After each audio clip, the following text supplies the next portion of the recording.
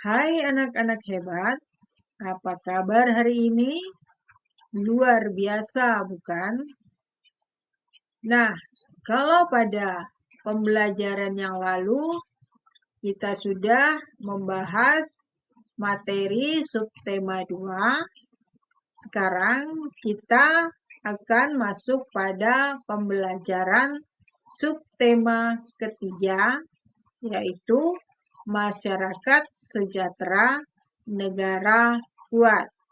Nah, ini adalah subtema terakhir pada tema 4 di kelas 6. Baik, mari kita mulai pembelajaran kita pada hari ini.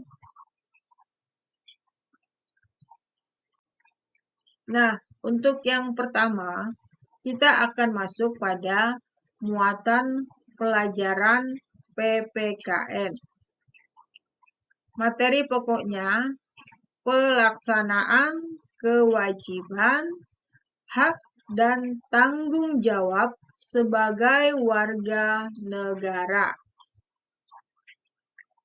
Tanggung jawab menurut Kamus Besar Bahasa Indonesia merupakan keadaan wajib menanggung segala sesuatunya.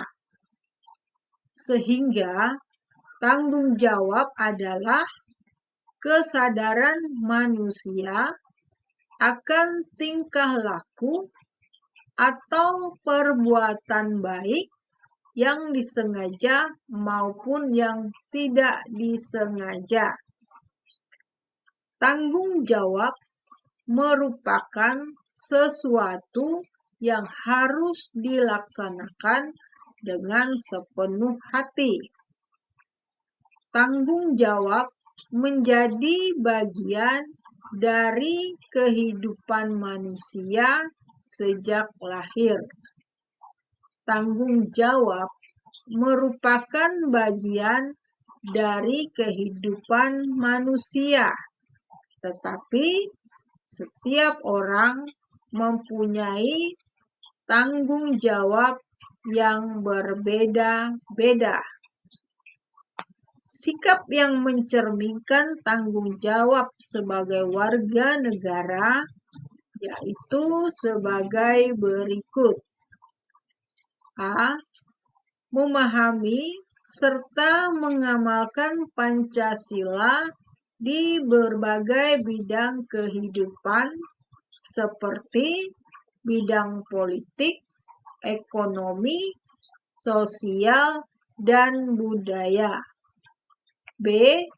Senantiasa menjaga dan memelihara nama baik bangsa yang menjadi tanggung jawab sebagai warga negara di mata dunia internasional sebagai negara yang merdeka, berdaulat, beradab, dan bermartabat. C.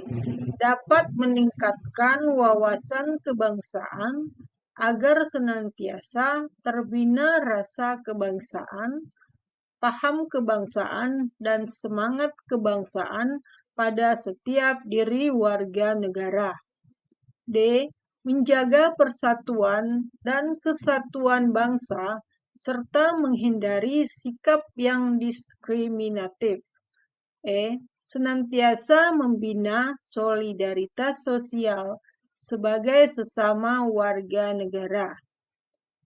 Landasan konstitusional negara Indonesia yaitu Undang-Undang Dasar 1945, sedangkan landasan ideal negara Indonesia yaitu Pancasila. Pelaksanaan tanggung jawab yang tidak dilaksanakan dengan benar akan menimbulkan dampak negatif bagi kesejahteraan dan kehidupan masyarakat. Salah satu bentuk tanggung jawab yang berdampak pada semakin kuatnya suatu negara adalah menjaga persatuan dan kesatuan di lingkungan keluarga, sekolah, dan masyarakat. Hal yang dilakukan dalam menentukan gagasan utama yaitu membaca seluruh kalimat di dalam paragraf. Kita bisa menentukan informasi penting berdasarkan ide pokok. Ide pokok bisa ditemukan pada kalimat utama, dan kalimat utama terletak di awal atau akhir setiap paragraf. Tujuan menyajikan peristiwa penting dalam bentuk peta pikiran adalah mempermudah memperoleh informasi. Informasi penting di dalam teks non-fiksi dapat ditemukan dengan menjawab pertanyaan berupa kata tanya.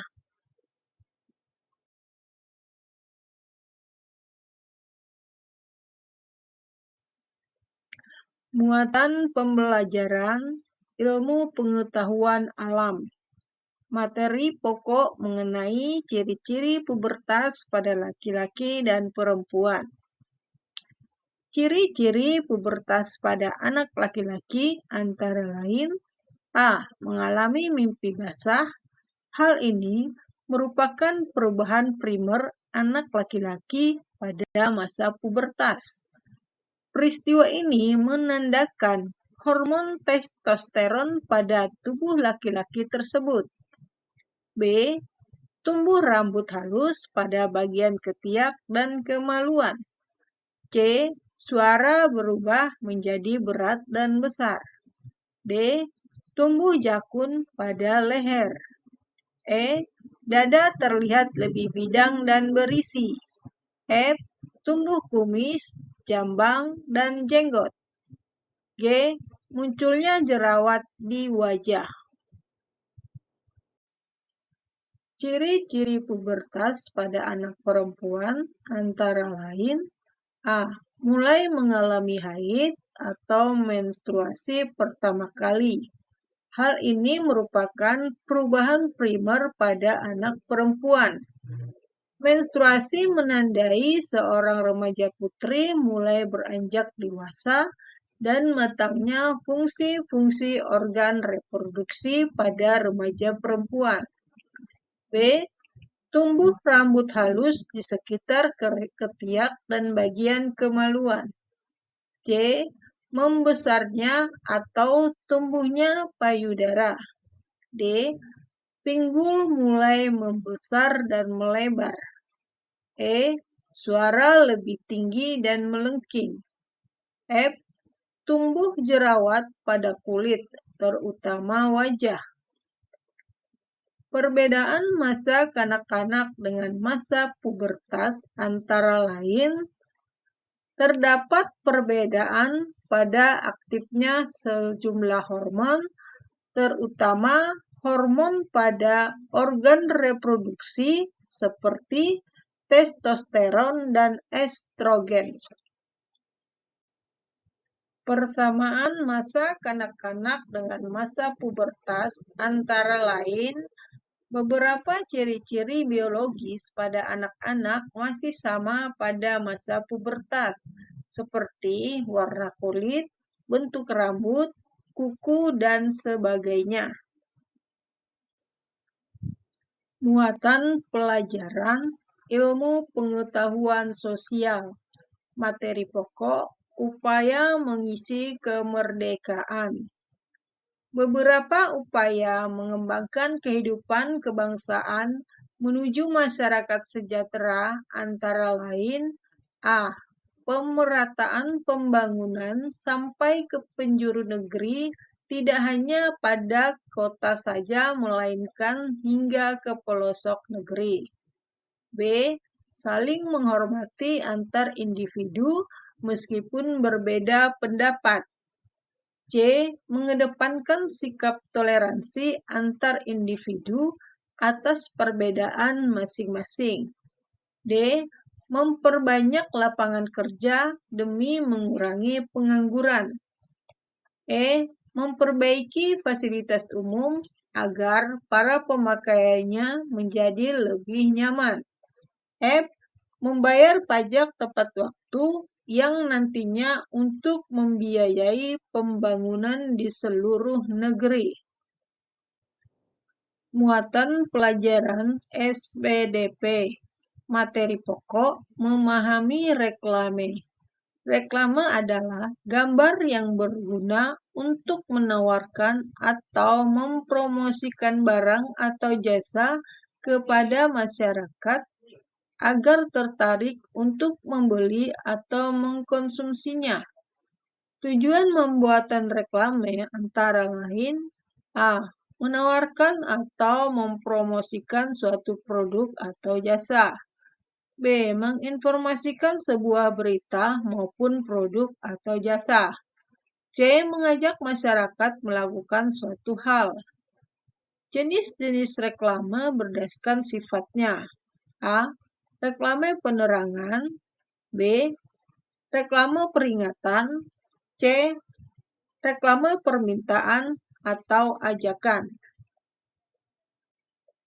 Perbedaan reklame audio dan reklame audiovisual yaitu reklame audio diwujudkan melalui suara, misal pada radio, sedangkan reklame audiovisual diwujudkan melalui suara dan gambar, misalnya televisi.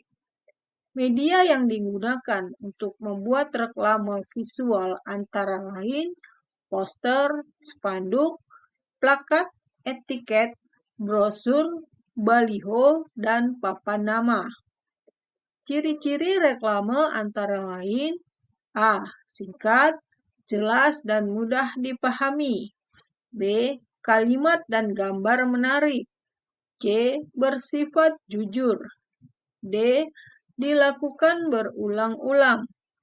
Alat dan bahan membuat poster antara lain penggaris, pensil, dan ballpoint, spidol, cat air atau cat minyak, kertas, penghapus, dan kuas serta palet.